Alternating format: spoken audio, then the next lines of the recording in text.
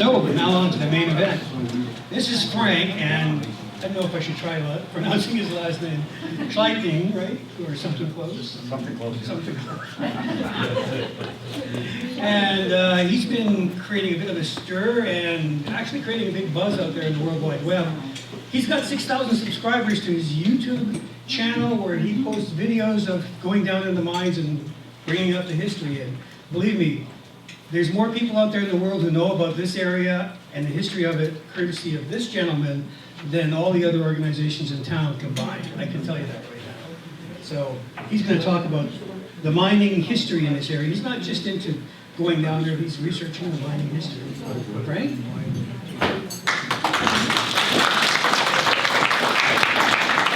Hey, thanks, Les. I'd like to thank everyone for having me here today, and thanks for the great lunch you ladies cooked up here. Really appreciate you coming down here and having that.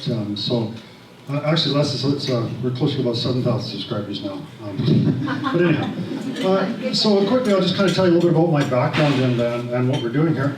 I kind of grew up around the Kamloops area when I was in my 20s, and I came into the Kootenay areas and stuff, and noticed some of the big mines, caves and stuff, and just kind of a hobby. I explored some of the areas around Sandon and stuff, and never thought much more about it. We moved up to Fort St. John, and we started a cattle ranch up there, and cleared about 3,000 acres up there, and had a big ranch up there.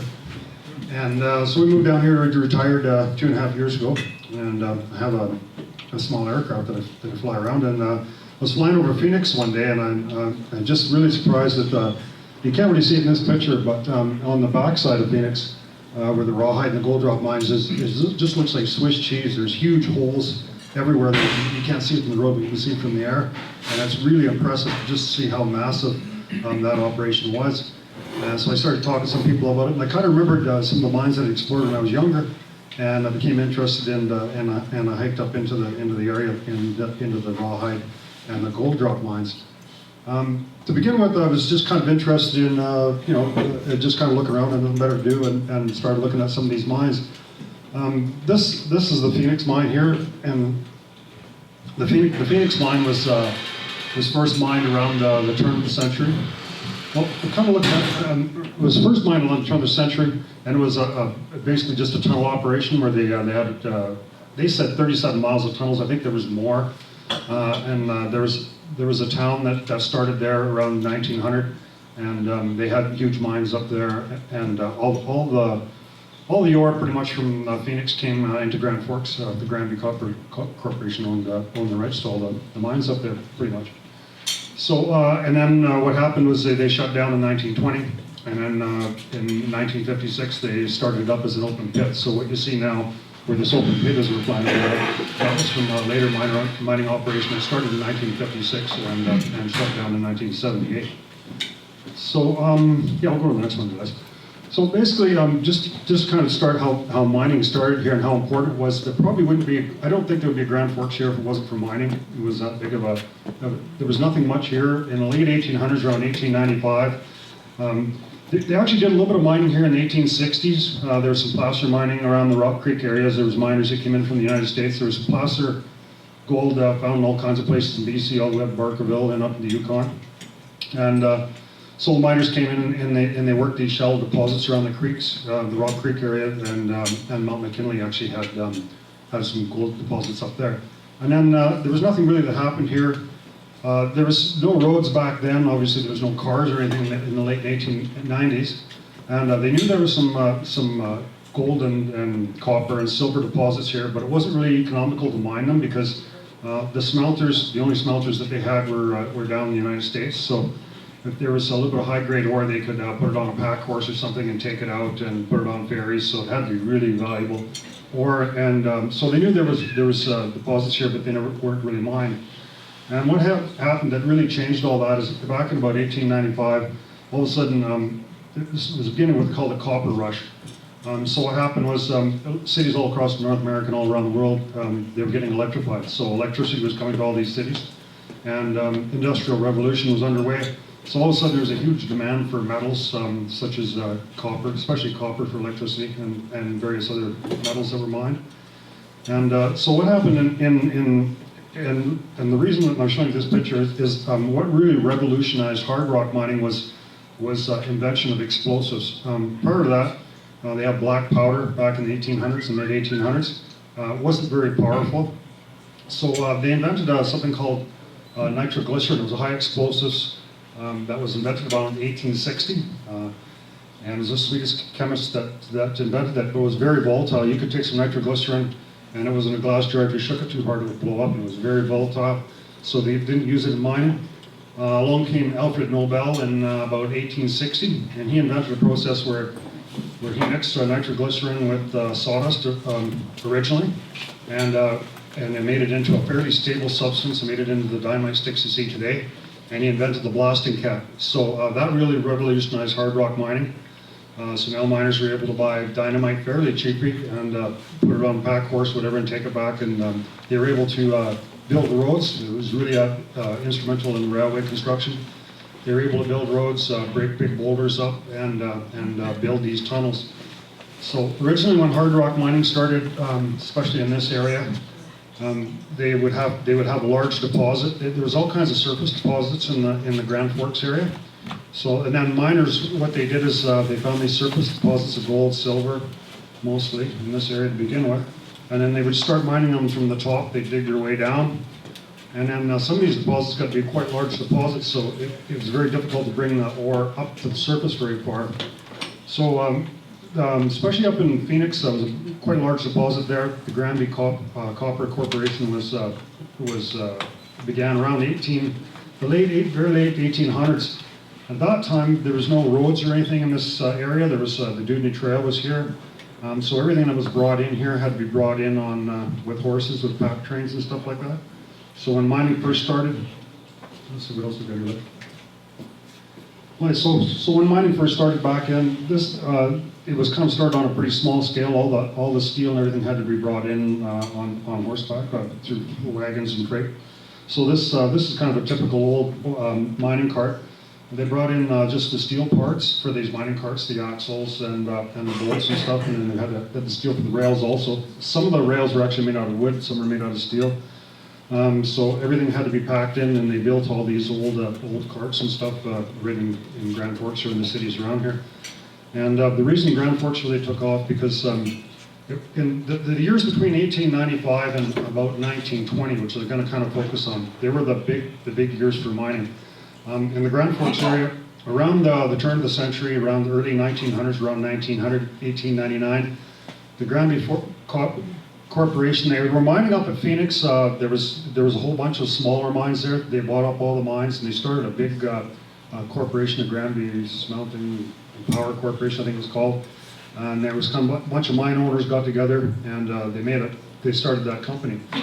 So what they had to do is they built smelters. So they built the smelter in Grand Forks, and this made a huge difference because there was large deposits of copper up in Phoenix. The price was very good, but they had to that ore had to be smelted in the United States. There's no place to process it.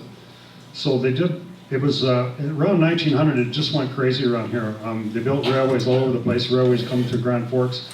And the railway went up to Phoenix. There was 2 railways that were actually originally built.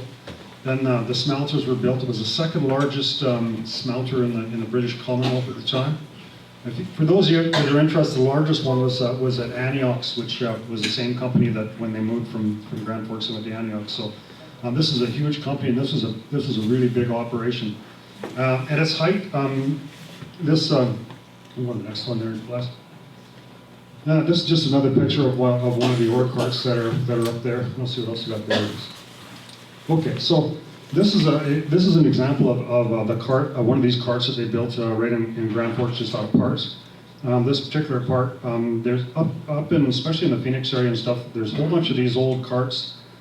I've been underground in about 100 mines in the last year or so. I've really researched and been in a lot of these mines, and I know most people wouldn't believe what artifacts are still left there. Most of all these towns that were built around the turn of the century are gone. There's nothing left of them at all. Underground, in some places, it's almost like it was 120 years ago. The stuff's perfectly preserved. In other areas, it's all rusted and it's gone. So there's quite a wide range.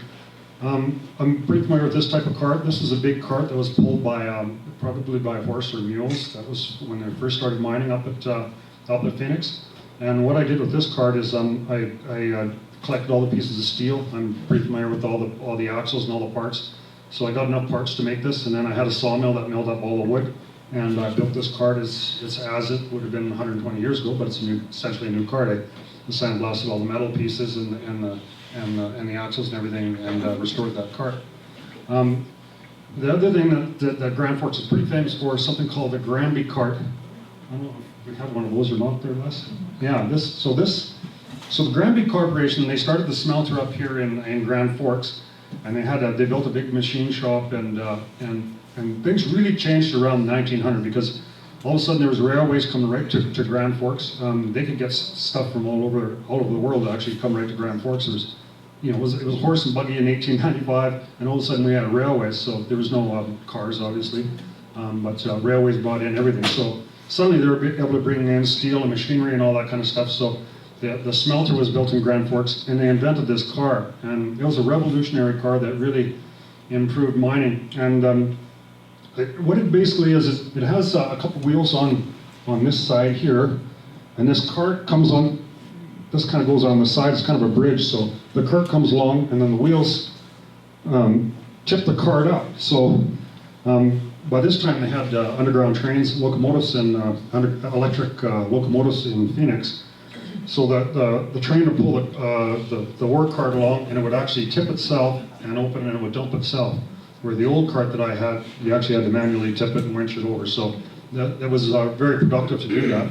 The train just rolled by and it would empty. The way that the mining was carried out is they didn't have very many machines back then. There were a couple of steam-powered locomotives that were loading cars, but most of it was all done by hand. Back then they were shipping 4,500 tons of ore a day from Phoenix to Grand Forks. To give you an idea what that is, a semi-haul is about 30 tons, so you're talking about 150 semi-loads of ore every day were coming from the mountain. There was 2 railways. It was going 7 days a week, 24 hours a day. It never shut down, except when there were strikes or they had trouble with coal, but the operation ran 24 hours a day. So it was just a huge operation. And like I said about those deposits, what they did is, when the Granby Corporation came in, they put huge tunnels underneath the deposits, and then they just built a whole bunch of chutes. So then the workers blasted and pushed all the stuff, all the ore down the chutes, and then it went into, and it was loaded into rail cars by gravity. So these cars were inside the mine, and then they would tip the ore into large bins, and the trains went underneath there, and then they went to Grand Forks. So it was never shoveled. Most people think, when you're mining, they shoveled it in. They never did that. The only time they ever did that is when they were building tunnels and they had to muck it out. So it was basically they used gravity to load all the ore onto the trains and bring it into Grand Forks. So this ore car is actually still made in the world. They still have patents on it. So it's an automatic. It's a Granby. They call that the Granby car. It was all made out of steel and it was made in Grand Forks. So this is just a picture of. We actually had a photographer. They wanted to shoot a movie out, and they were looking for some locations. So I escorted them to a bunch of locations, and this is just kind of a typical railway inside of the Rawhide mine. This one, you can just see the railway tracks there, and there's actually a pit here. It's a false floor there, and so the cars would have come along and dumped the ore there to lower those. This is just one of the. This one, when I flew over it, it was kind of a little difficult. It's so massive underneath the Rawhide and gold drop mines. There's so much tunneling and stuff in there. So what we did is when we flew over on Google Earth, you can see bunch of these big holes. So we just kind of named them H1, H2, H3, and this one here is actually the largest opening there. So we just call that BH. So when I was underground there, I was in underground for about a month, going to all these different places. It's that big.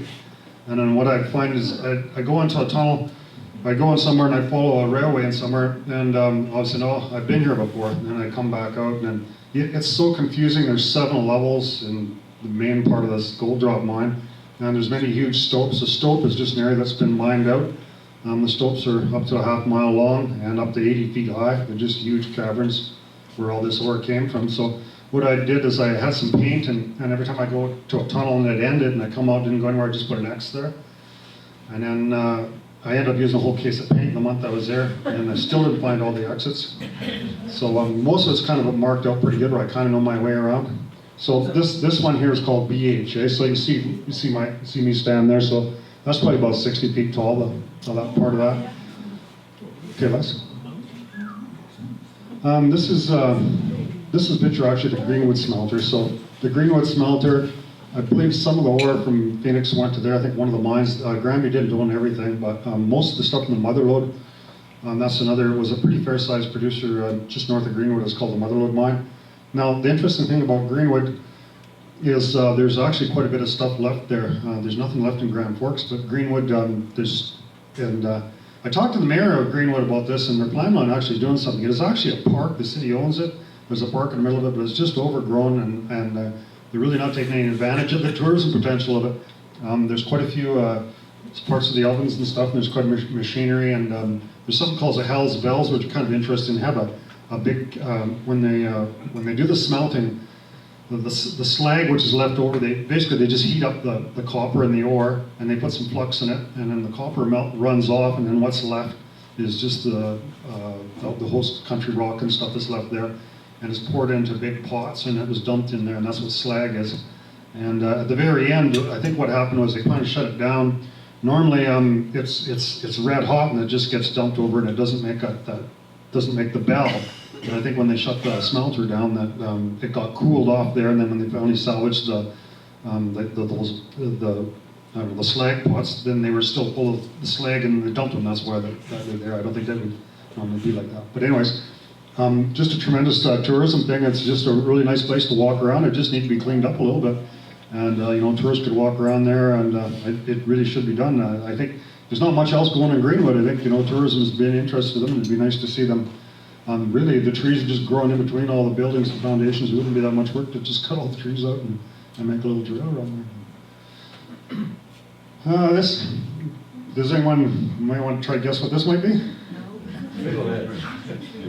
It's just icicle. It's water. So just inside a cave there in the wintertime, the water is quite warm in there, so the water is dripping down. Sometimes the temperature is just right, and it forms all kinds of really cool icicles. So it's just icicles. Looks kind of neat. Okay, this is a picture of a Granby car, and there's a locomotive, and you see this going by. It's tipping ore. This is inside the Rawhide mine. I don't know if you noticed there, but up where Les's pamphlets are, there's a piece of copper there, and it's about this big, and that's actually one of the lines. It goes up to there, and I don't know if you've ever been to Vancouver. You've seen a streetcar. They have two lines where they're going along there. Well, these only have one because they have the positive is up there, and then the rails are the negative. So there's just one big copper line that ran in there, and there's hardly any of that copper left because it's worth quite a bit of money, and most people was either salvaged or stolen or whatever. It's pretty rare to see any of those pieces of copper. This is an ore chute here that's actually frozen. So there's quite a large section on the gold drop mine that, for some reason, I'm not really sure why it's all completely frozen. I think what happened was it got plugged somewhere. There was water running through the mine. It got plugged, and the whole thing froze right off. And there hadn't been nobody in there for a long time, and we actually dug a hole out to get in there, and it's allowed some warm air to get in there. And there's one place that's really interesting. It's almost like a big skating rink. It's a great big huge place that's mined out, and the floor is flat. It looks like an arena. And we went in there this year, and the warm air has come in there a little bit, and we looked near the wall, and there was a gap between the wall and this big block of ice. It's 15 foot thick, this block of ice. And we looked underneath there, and we could see another shaft going down, the ladder going down there. So we climbed down there, and we found a whole new section that nobody's been in there for a very, very long time. It's been completely frozen off just because we went into that part of the mine and brought some warm air in there. And so it's just kind of really interesting to see some of these. There's places underground that's frozen year round. It doesn't never thaws out. So, but that's unusual. But there is some of that. This is actually these are called stalls. The way gold is mined and how it was formed is, I'm not really a geologist, I'll give you a simplified explanation, but gold actually comes from outer space. It was stars and stuff that exploded, so it was coming down on the Earth through asteroids and different things. So there's gold kind of deposited in a lot of places in the world, almost everywhere on the crust of the world. But what happens is kind of a mountainous area, so there's a lot of folds and cracks in the surface of the Earth here, because especially because all the mountains around here. So what happens when you have a volcanic event, you get hot lava that comes up, it melts the gold and the minerals and stuff because it melts at a lower temperature than the host rock. And then, so you have this big crack, and then the ore comes up through these cracks. So lots of times when they mine here, they have these cracks you can see like this. And, okay. So these are, I thought those were stalls, but they're not. So what this is when they first started mining, they had something called a square set method. So when they were mining in here, it was like a Lego set. They had timbers and they had notches and stuff in it. And you can barely see it's a little dark in there, but they build that whole thing up like a Lego setup in there. And as they go up, sometimes they'll pull a rock and they'll build it like a scaffold that goes up. And sometimes it would stay there, sometimes they would move it. It was a very expensive way to mine. And the reason they do that is to kind of support when they take the ore up, to support the rest of it. Okay, I'll go to the next one, Les. Okay, this is just a picture of one of the main tunnels inside of the Rawhide mine up at Phoenix.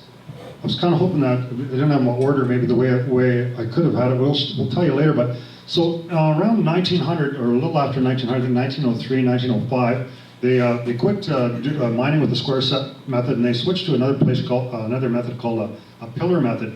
And what they did is they mined it all out and they just leave kind of like a pillar in the middle and have arches. And it was actually a lot cheaper way to mine because they didn't have to put all this timbering and all that up there. So the square set is very old. You don't see very much square set. There's some places in the city of Paris mine that has a bunch of square set, and there's some up at Phoenix too, but it's quite rare. You don't see it very much anymore. This is called an ore pass. This just goes straight down. Basically, the ore just goes down to the lower levels. So there's quite a few places where you just see a great big hole going straight down. And it's about 100 feet straight down this hole. So I'm kind of always trying to find other levels and shafts and stuff in there. So I got kind of pretty good at, did a bunch of research and got some ropes and stuff. And there's something called SRT, which is a single rope technique. And it's the way that you can just go straight down on ropes. It's quite safe and you can climb your way back up. So here I am just climbing straight down a shaft, about a 100-foot shaft. That one didn't go anywhere, but some of them do. This is up at the Dentonia mine, and it's just a lot of the deposits, quite a bit of silver and lead and gold in quartz deposits. It's common host rock, so you can just see this up there is really neat. It's really big bands of quartz, and that's what we look for when they're mining. So you can just see a little bit of silver and gold in there. It's probably not gold, they're just about all pyrites. I know lots of people think that you go in there and you see some gold, but if you see gold, it's probably not gold, it's probably pyrites. There's not really that much gold here. Gold is kind of more of a byproduct of mining here. But if you had a few, most of the gold here probably has, 10 to 15 grams per ton, which isn't very much gold. There's lots of rats in mines, so just about every mine has rats in it, so they're not really scared of people very much. See them in the dark. They kind of just will run right at you sometimes. Bats, so there's also bats. Some of the mines have a lot of bats in it. It's kind of interesting at a project, there's a Kootenai Bat project, they're having a problem with bats. There's a thing called the white nose syndrome. So they're trying to get people that go in mines and caves to put monitors in. So I've done that for the last few years for the government. So the bats we have that are common here are called Townsend's big-eared bats, and that's what this is. And there's no problem, they're not dying off here. They're not susceptible to that disease, but they're always looking for different species of bats, and they're trying to monitor their venom. So this is an old. This is inside the city of the number 7 mine. This mine was actually pretty much all sealed off, but what happened was they mined fairly close to the surface, and it collapsed, and was able to get in this hole to go straight down there. Nobody had been in there for a very long time. And this is really interesting. It's an old bucket. It's made mostly out of wood, and it would have been when they mined a shaft that went straight down. and then they brought the ore straight up. It's one of the oldest buckets I've ever seen. It's mostly made out of wood. But it's a really interesting mine because it almost looked like they just shut it down overnight, because if you go in there, you see all the tools and shovels leaned up against the wall, and it almost looks like the workers will be back the next day. And it's been a very long time since it's been closed off. I think it's collapsed. You know, they don't close many on purpose, but they all collapse eventually. This is a ladder going up an ore. Lots of times when they have ore chutes going from one level to another, they'll have a manway. It's called a manway. So they'll have a chute where the ore is coming down, and then they just have a ladder on the side. Lots of those ladders are really rotten. This one's not a very steep grade, so it wasn't really a problem to go up it. It's a real hazard. Sometimes ladders go straight up and down. You should never trust those ladders to use them. If you have the ropes and stuff, you start from the top and you can go on the ladder, but you definitely need to be secured by a rope. I have a lot of people ask me about about going into mines, and I tell everyone the same thing. I don't recommend anyone go in mines. There's a lot of hazards, and I really can't tell you everything that you need to know about it. So I really don't recommend people go in mines. The reason that I'm going into mines, I think it's interesting. It's not that it's interesting, but I'd like to document what's underground and what's there for future generations, because there's not very many pictures and videos of these historic mines and all the work these men did all these years ago, and I'd like to try to document as much of it as I possibly can. This is a picture that Craig took. It's just an old mine cart inside a frozen part inside of the gold drop mine.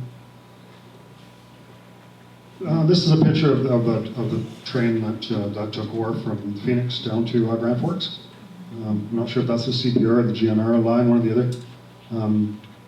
Yeah, they like to say, no, it's the GNR, I guess. So it, like to say that traveled 24 hours a day, 7 days a week, and hold it down.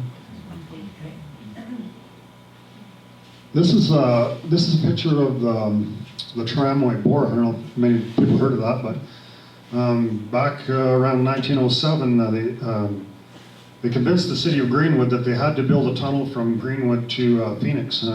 At the time, they thought that they were mining from the surface, and they thought there was a lot more precious metals and stuff deeper underground. So they decided to build a tunnel from Greenwood to Phoenix, which is only about 3 miles, 3.2 miles, something like that. So they got $50,000 from the city, and they had a big. The company was formed to build this tunnel, and they really hiked the stock up, and they said it went through 17 known zones, and this was the key to the smelter, how they were going to door the smelter, and it was really kind of hyped up. It turned out to be a total bust. There was only about $100,000 of the ore. They spent piles of money. It only went in 910 meters, which it's a fair ways. So, but today that tunnel. It's collapsed above it.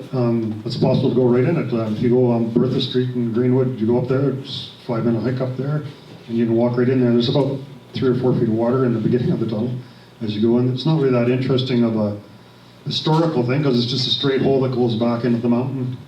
There's just one little, so it's kind of boring actually, just a long straight tunnel, but it's quite, there's been people talked about it for tourism. It wouldn't be that hard to drain it, because it's collapsed at the portal at the outside, so if it was drained and the outside was kind of secured a little bit, you could go in it, and it would drain. It was drained at one time, so, but it's something interesting that not many people know that's there. This is just inside the number 3 portal at the gold drop mine. It's nothing really special about it.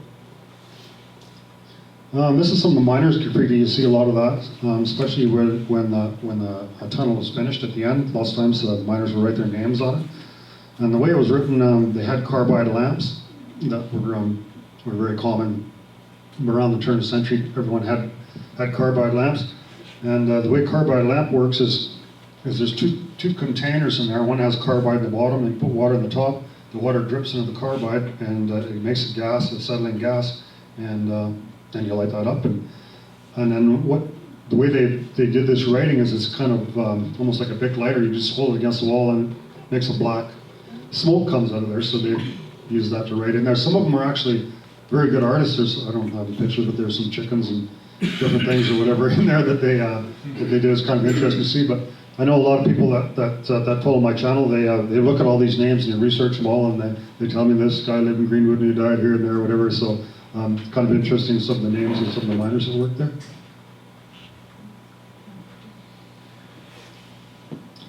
This is it's a staircase. I don't know where it goes. It's inside the lower levels of the rawhide mine. It's really neat. Just a staircase that goes straight down, and then there's a bunch of old barrels on the side of it.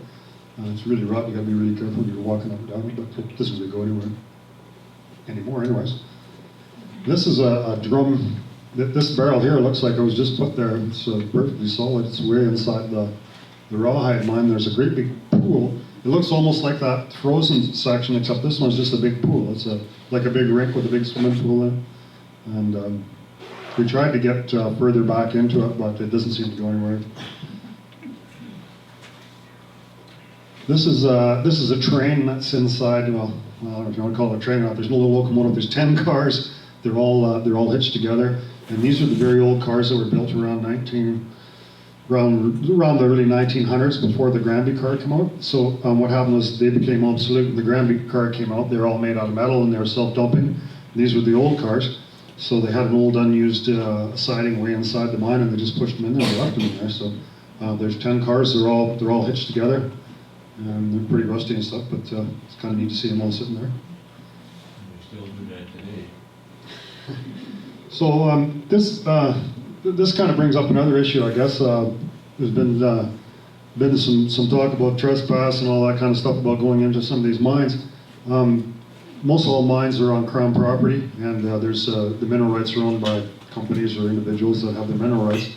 They don't have any right to keep you out of there. Especially up at Phoenix, the former owner there, now Phoenix has been sold to a new company called Golden Dawn Minerals. The previous owner was pretty aggressive in trying to keep everyone out of there. They built a big trench around there and told everyone it was private property, you weren't allowed to go on there. It was complete nonsense. If you look at the BC assessment site, it shows you all the lots and stuff. There's about all the town sites, all the town site lots, and all the subdivisions are still legal titles up at Phoenix. And so what happened was when the town was abandoned around 1920, when all the businesses left, people didn't pay their taxes, and the government just took all the titles back. So, but it's still all subdivided. There's about 1,000 titles up there altogether. It's mostly all Crown land. And the other thing is, before I started going on about these places, I researched the law as far as trespass and stuff goes. And the laws in British Columbia basically say that if you live in a rural area, you need to put a legal fence up and no trespassing signs, and if anyone goes in there, then they're committing an offensive trespass. If not, you're not committing any offense, because how would you know where an individual's property starts or it doesn't start? So this is the only no trespassing signs that I ever saw up at Phoenix, and it was put up there by Noranda back in the 1970s, way back in there. So. Oh, this is an example of that pillar that I was telling you about. So that pillar that was that's holding the top in mining, they call the roof, they call it the back, and the sides are called the ribs. So that pillar is holding up the back. How thick is that pillar? That pillar is about 20 feet across. Sometimes it's interesting. You get into areas where there's quite rich minerals and stuff in there, and they try to make them as thin as they can. It's kind of a sport. It's called shaving the pillar. So they try to take as much as they can in there. If they take too much, well, then it collapses and it probably kills them, I guess. So this is kind of a cool picture, because you see the ladder right in the very middle there. So it just kind of gives you an idea just how big that is. That's an old ladder. It's probably been there for 100 years. So yeah. It's inside the rawhide mine, just inside the rawhide mine. And the rawhide mine, there's possible that the company that had the mineral rights up there, Kettle River Resources, they do own some land up there. We don't know which. They own 25 titles apparently up there out of the 1,000 up there, so they probably own some land up there. I've asked them for their legal description of the property. They haven't given it to me, so it's only a guess who owns what. But the rawhide mine, if you look back on the land titles, it was never deeded property. It's always been Crown land. So we've kind of made a point of going up that way, just past the snowshoe pit. So we put a bunch of flagging and ribbon up there so people go up to the rawhide mine without, for sure you're not on private property. So they decided to take all the ribbons down. So we figured, well, that's fine. So we went up there and took a hatchet and we slashed a little, blazed the trees up there and put a little bit of paint on there and put a big sign up there that says Rawhide Mine Trail. So anyway, anyone who wants to go up there, that's the easy way to get up there, and definitely you're not going to hurt anyone's feelings. So this is just inside another portal. I'm not sure which one. One of the other. One of the ones that was up there, I guess, just inside there going down. Want to play this? Well, you can if you want. So this is just a little clip off of my YouTube channel here. Okay. Probably won't be able to hear it. You won't be able to hear it. Yeah, it's just the title off of my YouTube channel and a little clip there.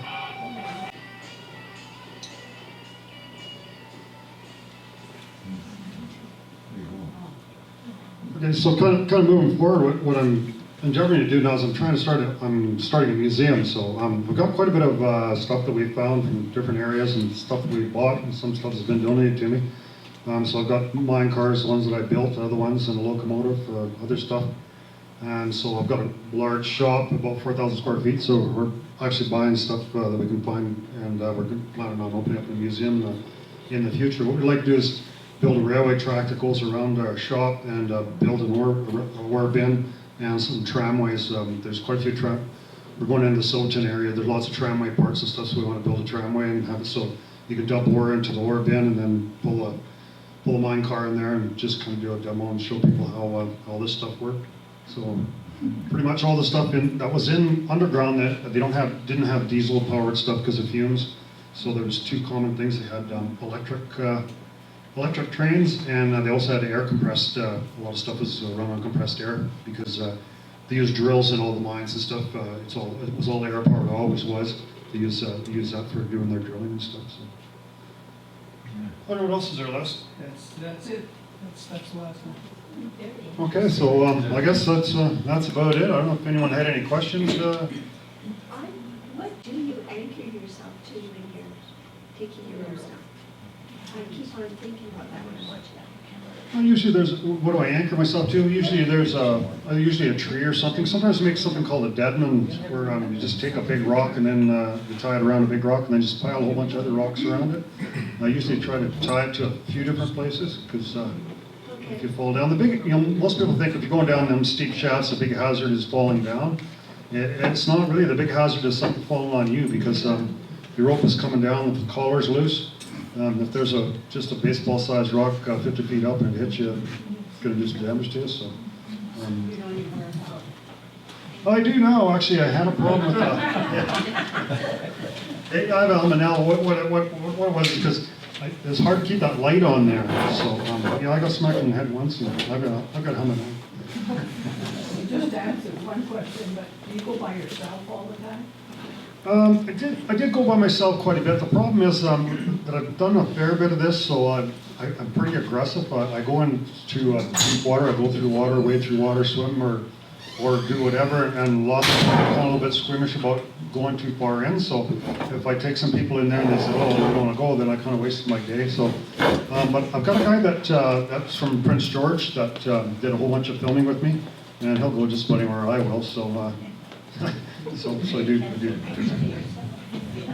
So you have a GPS system as well that you use that keeps track of where you're at so people can find you or something? Yeah, I have a DeLorme a track, kind of like a spot tracker, and usually before I go in, I'll send my wife an email or put it on Facebook, whatever, and say I'm going in. This is the location that I went in, and when I come back out, then kind of check in and say I'm back out. So. If I don't show up, they know where I probably am. I thought for a minute you said you're going to send your wife in. Yeah, but it's probably not as dangerous as most people think. It's you have to kind of do things within your limitations. I always make the comparison between going up Mount Everest. The statistics are that for every 6 people that ever made it up Everest, one's died trying to go up there, so it's way safer than going to Everest. But, basically the hazard is falling rocks. I'm kind of getting better at understanding geology and stuff. I mean, there's places that I don't go into that I did before. There's some loose rocks in some places and stuff. There's been people that had trouble because they don't have enough light, so I always have lots of light. If you ever get caught in there with no light, it'd be a bad thing. So you got loose rocks and light, yeah. Have you ever been in that mine up on the grassy hillside north of Boundary Falls smelter? Yeah, that's the Maymac mine. Yeah. They're mining that now, so I had to get in there before they, Okay. before they got in there. Yeah, I've How been in. far did that go in? I went in about 300 feet without a light. Yeah, no, there's, let's see, I believe there's 5 to 7 levels there. The bottom ones below the mill, they don't go in very far. Most of the historic ones are further up, higher up. It's kind of a long, it's a steep, narrow track. It's pretty interesting. It's a pretty interesting, colorful. I counted my paces going in there, and I figured I was in about 300 feet, right? It's always, usually not as far as you think it is. No. Have you ever made any discoveries? Can you lay a claim if you do? No, and a lot of people say that, no, I have no right to any of the minerals in there because almost all the areas, historic areas are held by claims there, so I really have no right to take any minerals. Have you found anything? Well, no, I haven't. I'm really interested in the history of, I try to take, I know some people think that I should leave the artifacts where they are, but basically they're just going rotten and is being caved in and stuff, so I'm trying to save the artifacts for future generations. I've got lots of explosive boxes and actually all kinds of stuff. And if any of you people are interested, I mean, I don't mind people, I'll show people through my shop and stuff. I've got a lot of interesting stuff I like showing to people. Dynamite you say is in there, is it still got nitro in it? Yes, it does. Dynamite is fairly stable when it's fresh. What could happen with it, especially when it gets hot, it'll start to sweat or bead on the outside. Then you're back to straight nitroglycerin. So, I don't kick it or anything like that. Just leave it. We haven't seen a lot. It was just a few sticks here and there. They were kind of careless with it. I don't know if it would be a problem in wet, damp areas, but it's definitely one of the hazards you don't want to be messing with it. Have you ever found any remains of buried miners?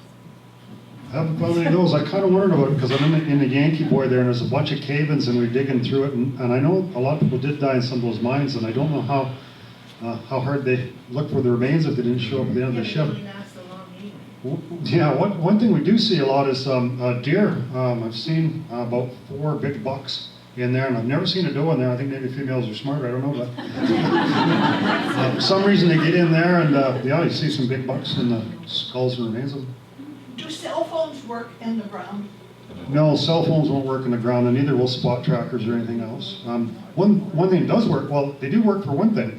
If you have an iPhone, you can go in there, and the compass works perfectly on it because it uses accelerometers and stuff.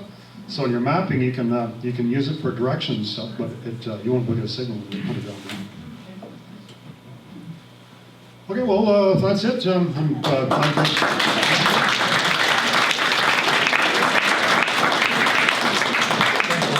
Thank you very much, Frank.